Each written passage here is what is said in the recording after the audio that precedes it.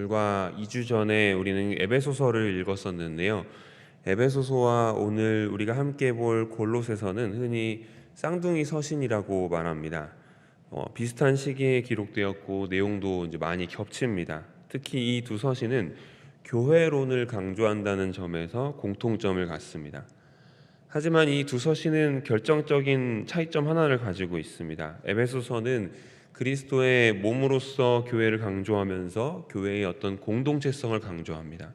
우리 성도들이 어떻게 하나가 되어야 되는지 그 공동체성을 중요하게 봅니다. 반면 오늘부터 우리가 읽을 골로새서는 교회를 강조하는 건 맞는데 교회의 머리 대신 그리스도를 강조합니다. 몸인 우리가 아니라 우리의 머리 되시는 예수 그리스도 그분 자체에 좀 집중하는 편입니다. 왜 바울은 골로새서에서 유독 그리스도를 강조해야 했을까요? 유독 그냥 예수님을 잘 믿으세요라고 하면 될 것을 왜 그렇게 치열하게 예수 그리스도를 강조하면서 논증해야 했을까요? 그 이유는 당시 골로새 교회를 위협하던 이단 사상 때문이었습니다. 영지주의라고 하는 사상인데요. 아마 몇 번 들어보셨을 겁니다. 영지주의자들은 이런 식으로 말을 합니다. 예수님? 그래 좋지. 훌륭해. 하지만 예수님만으로는 좀 부족해. 구원에 이르려면 뭔가 좀 더 특별한 지식이 필요해. 천사 숭배도 좀 알아야 되고 뭔가 신비한 영적 체험도 있어야 되고 금욕적인 규칙들도 좀 잘 지켜야 돼. 이걸 오늘날로 말하면은 예수 플러스 알파의 신앙이라고 할 수 있습니다. 예수님도 믿지만 세상 성공에 대한 어떤 처세술도 있어야 되고 또 심리학의 위로도 있어야 되고 뭔가 어딘가 좀 신비해 보이는 영적인 체험이 있어야 내 인생이 충만해진다라고 보는 겁니다. 바울은 이 생각에 대해서 단호하게 선을 긋습니다. 아니다. 잡다한 것들 다 필요 없다. 오직 예수 그리스도 한 분이면 충분하다. 그분 안에 모든 충만이 있다. 이것이 골로새서의 핵심 주제입니다. 본문 1장으로 들어가 봅시다. 1절부터 8절까지 바울은 골로새 교회의 믿음과 사랑의 소식을 듣고 감사해야 합니다. 그리고 9절부터 그들을 위해 간절히 기도합니다. 9절에 보시면 이렇게 말씀하죠. 하나님의 뜻을 아는 것으로 채우게 하시고 10절에 보시면 범사에 기쁘시게 하고 선한 열매를 맺게 하시며 11절이 매우 중요합니다. 모든 능력으로 능하게 하시며 기쁨으로 모든 견딤과 오래 참음에 이르게 하시고. 여러분 신앙생활의 실력이 어디서 드러납니까? 화려한 은사에서 드러납니까? 그렇지 않습니다. 바로 견디는 것과 오래 참는 것입니다. 세상은 우리를 끊임없이 흔듭니다. 고난이 오고 유혹이 오고 내 뜻대로 되지 않는 일들이 터집니다. 그럴 때 중요한 것은 우리가 그 상황 속에서 무너지지 않고 그리스도를 붙들고 아무튼 견디어내는 것입니다. 그 인내가 바로 믿음의 열매이기 때문입니다. 그리스도를 붙잡고 인내하셔서 결국 승리하시기 바랍니다.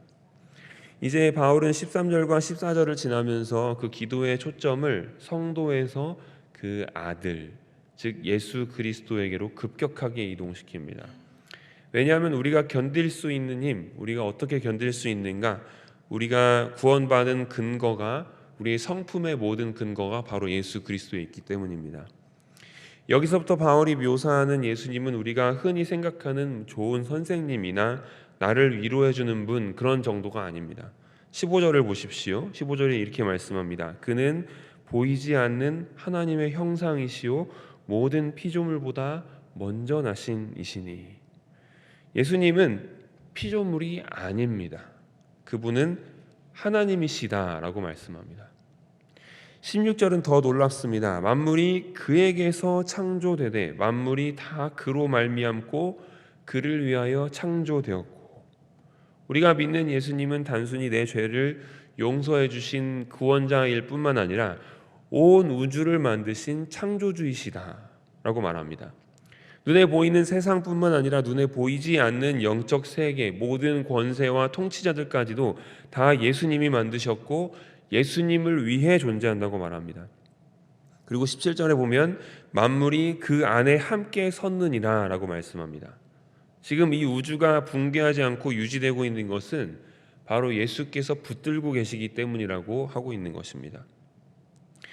바울은 지금 1세기 팔레스타인 시골 청년 예수, 즉 자기가 살던 시대 별로 몇십 년 차이도 안 나는 시대에 있었던 인간 예수, 십자가에 달려 죽은 그 예수가 사실은 우주의 통치자이심을 선포하고 있는 것입니다. 우리가 믿는 분이 그런 분입니다. 시시한 분이 아닙니다. 세상의 어떤 철학이나 어떤 지식보다 크신 분이십니다. 그런데 바울은 여기서 멈추지 않고 더 깊은 곳으로 우리를 안내합니다. 19절 말씀을 한번 같이 읽어보겠습니다. 시작. 아버지께서는 모든 충만으로 예수 안에 거하게 하시고. 아멘. 여기서 충만이라는 단어가 나오고 있습니다. 헬라어로 플레로마라는 단어를 씁니다. 그런데 이 단어를 바울이 사용한 것은 사실 매우 특별한 것입니다. 왜냐하면 이 플레로마라는 단어는 바울이 반대하는 거짓 교사들, 즉 영지주의자들이 아주 즐겨 사용하던 단어이기 때문입니다. 그게 무슨 의미를 가지고 있는가? 이 영지주의자들은 신적인 충만함이 저 높은 곳, 신비한 영역에 여기저기 흩어져 있다라고 생각했습니다. 그리고 그 충만함을 갖기 위해서는 뭘 해야 되느냐? 주문을 외우고 어떤 특별한 영적 지식들을 얻어야 된다라고 생각했습니다. 그런데 바울이 폭탄 선언을 합니다. 너희가 찾는 그 플레로마, 그 충만함, 그 신적인 충만함의 전체가 어디에 있느냐? 바로 예수 그리스도 안에 있다라고 하는 겁니다. 예수 안에 그 충만함이 다 있다라고 하는 거예요. 놀랍죠? 사람들이 찾아 헤매는 모든 진리의 총화가 바로 예수 그리스도 안에 있다고 바울이 선언하는 것입니다. 오늘로 치면 우리가 읽고 보는 온갖 자기 개발서, 우리가 찾아 헤매는 우리 인생을 행복하게 해주는 모든 지식의 총화가 다 예수 그리스도 안에 있다는 것입니다. 믿습니까? 아멘. 왜 그런지 궁금하시죠? 왜 예수 그리스도 안에 우리의 모든 행복, 모든 지식의 집대성된 것이 바로 예수 그리스도 안에 있는지 여러분 궁금하시죠? 십자가 때문입니다. 우리 20절을 다 함께 주목해 보시겠습니다. 우리 20절을 같이 읽어보겠습니다. 그의 십자가의 피로 화평을 이루사 만물 곧 땅에 있는 것들이나 하늘에 있는 것들이 그로 말미암아 자기와 화목하게 되기를 기뻐하심이라. 아멘.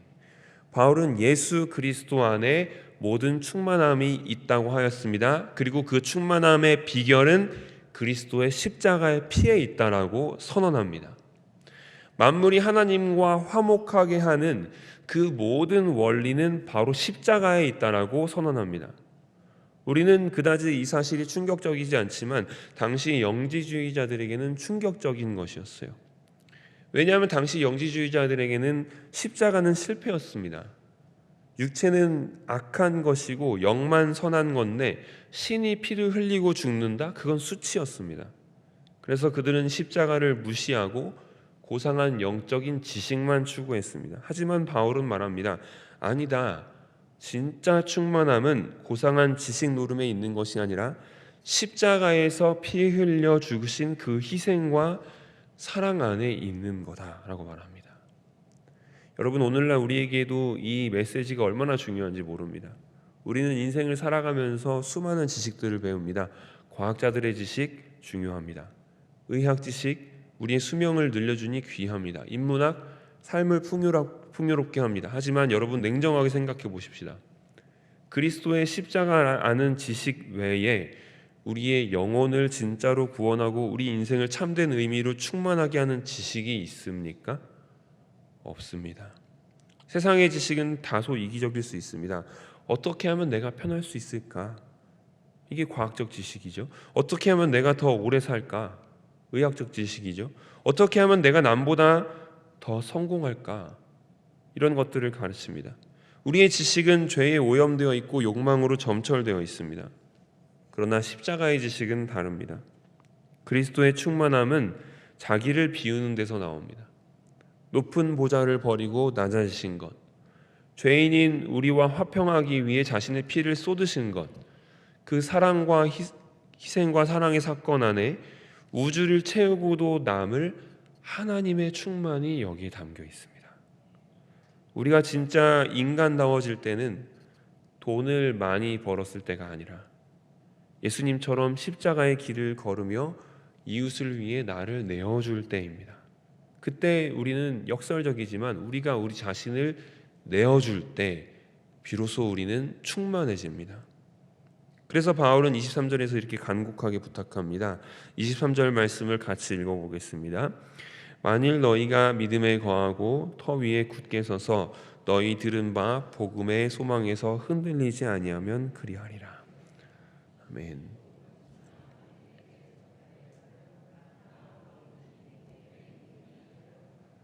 아멘. 바울은 왜 흔들리지 말라고 했을까요?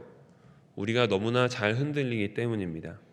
당시 영지주의는 사람들을 교묘하게 속였습니다. 영적인 지식만 있으면 돼. 육체는 어차피 약하니까 육체로 무슨 짓을 해도 영혼 구원에는 문제 없어. 이런 논리로 성적 타락과 방종을 정당화했습니다. 오늘날은 어떻습니까? 형태만 바뀌었지 똑같습니다. 예수 믿으면 구원받았으니 세상에서는 적당히 살아도 돼. 성공이 하나님의 축복이야. 남을 짓밟고 올라가도 11조만 많이 하면 돼. 내 마음만 평안하면 되지 이웃의 고통이 무슨 상관이야? 여러분, 이것은 복음이 아닙니다. 이것은 플레로마가 아닙니다. 충만함이 아닙니다. 이것은 아주 은밀하게 우리의 육적인 욕망을 정당화해주는 가짜 지식입니다.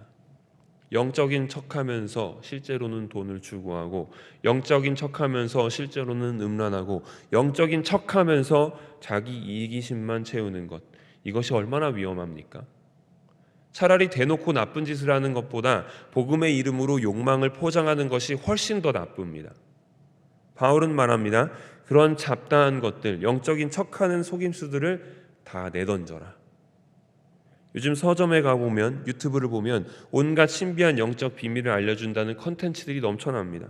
기독교를 빙자해서 자기 이름을 알리는 이상한 사람들이 많습니다.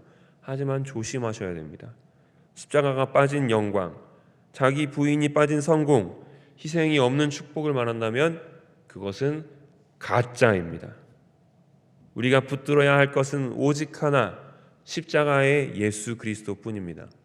그 십자가 안에서 나의 자아를 죽이고 순결한 신부처럼 거룩하게 살아가는 것, 그것이 진짜 능력이고 진짜 지혜입니다. 말씀을 맺습니다. 바울은 28절에서 자신의 목회의 목표를 분명하게 밝힙니다. 우리가 그를 전파하여 각 사람을 권하고 모든 지혜로 각 사람을 가르치면 각 사람을 그리스도 안에서 완전한 자로 세우려 함이니. 바울 자신의 사람으로 골로새 교인들을 세우려고 하지 않아요. 그리스도 안에서 완전한 자로 세우기를 간절히 바랍니다. 그리스도 안에만 정답이 있기 때문입니다. 사랑하는 성도 여러분, 세상은 복잡합니다. 수많은 이론과 가치관들이 우리를 혼란스럽게 만듭니다. 하지만 답은 명확합니다. 예수 그리스도. 그 안에 지혜가 있습니다. 그 안에 생명이 있습니다. 그 안에 하나님의 모든 충만이 다 있습니다. 이번 한 주간 다른 어떤 것으로 우리의 삶을 채우지 않길 원합니다. 오직 십자가의 주님을 바라보면서 나를 위해 죽으시고 다시 사신 그 주님과 함께 동행하면서 또 그 주님과 함께 나 자신을 비우고 내려놓고 이웃을 위해, 사랑하는 사람들을 위해 희생하면서 흔들리지 않는 믿음의 반석 위에 서는 저와 여러분이 되시기를 주님의 이름으로 축원합니다. 기도하시겠습니다. 하나님 아버지, 감사합니다. 혼탁한 세상 속에서 우리에게 예수 그리스도라는 확실한 구원의 반석을 주심을 감사합니다. 주님, 우리는 때로 세상의 헛된 철학에 교묘한 욕망의 소리에 마음을 뺏길 때가 많습니다. 예수님을 믿는다고 하면서도 십자가 없는 영광만을 구했음을 고백합니다. 골로새 교회를 향한 바울의 외침처럼 오직 예수 그리스도 안에 모든 충만이 있음을 깨닫게 하옵소서. 세상의 지식이 아니라 그리스도를 아는 지식으로 우리를 채워주시옵소서. 견디게 하시고 오래 참게 하시고 끝내 승리하게 하여 주시옵소서. 담임 목사님을 위해 기도드립니다. 목사님의 모든 사역을 통해 우리가 그리스도 안에서 온전히 세워지게 하시고 세상의 헛된 철학에 눈을 돌리지 않고 오직 그리스도에게 집중하게 하옵소서. 오늘 이른 아침부터 진행되는 목사님의 외부 사역 일정 가운데 하나님 함께하여 주시옵소서. 우리의 머리 되신 예수 그리스도 이름으로 기도드립니다. 아멘.